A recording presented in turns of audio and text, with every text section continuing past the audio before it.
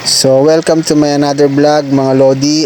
Meron tayo ngayon dito Mio i125 na gagawin. Pina-check up ni Bossing yung meron daw siyang naririnig na tunog. Yan. Kung maririnig nyo sa video ngayon, may naririnig po kayong parang kalansing sa loob ng makina. So ito po yung history ng motor. Bali itong motor na to ginawa daw sa kabilang shop. Ang problema nung in-overhaul daw ito, ganun pa rin yung tunog. Bali 3 months lang nagamit tas tumunog ng ganyan. Bali ang ginawa daw biniyak yung makina at ang pinalitan daw ay yung cigonyal bearing at saka yung connecting rod. So doon tayo magbe-base sa kanyang history ng motor para makapagsimula tayo sa troubleshoot natin. So yan po.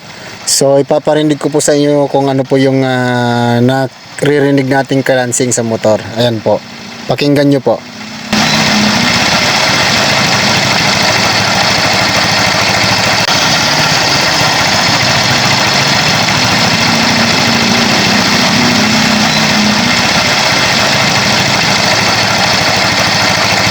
So tara mga Lod, simulan na nating bakbakin ang Mio i125 ni Bossing.